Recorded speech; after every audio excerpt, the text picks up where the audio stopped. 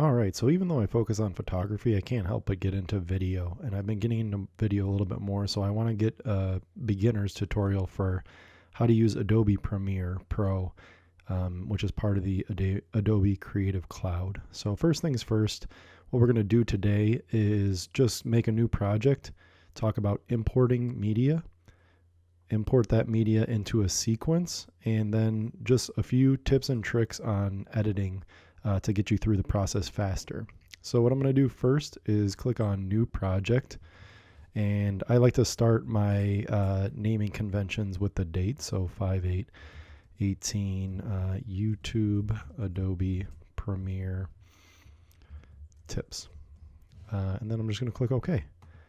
So that brings up our timeline and the import media, the sequence, and I'm just going to double click on import media. It's going to ask me where do I want to do it from. So I'm just going to navigate to my file system here, and I'll just bring in some video that I have on my computer. So I'm going to click, shift click, and then do import. Everything comes in pretty quickly, and you can see right there it appears. So I'm just going to make this a little bit bigger. You can make each panel a little bit bigger or smaller, and then you can also move different tools around so that they look a little bit different by going to, right now I'm in the graphics editor, but I prefer to be in editing if I'm going to do a quick edit. So from there, I just go ahead and drag some clips into my sequence. So there's one, here's another.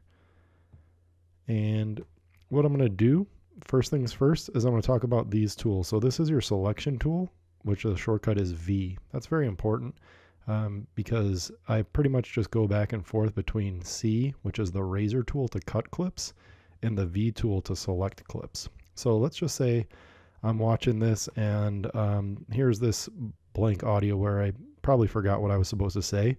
So I'm just going to take that out. So I'm going to hit the C key on my computer, and that brings up the razor tool. I'll cut it, and I'll cut it right there. And then I'm going to go to my V tool, which is the selection, so I can select and highlight this clip in between. And then what I'm going to do is I'm going to right click, and I want to ripple delete. This saves me so much time. So when I initially first started, what I would do is I would just click delete, and then I'd have to select everything and drag that over. But what ripple delete does is it does that for you. So if you right click, ripple delete, everything comes back in. So that is a huge time saver.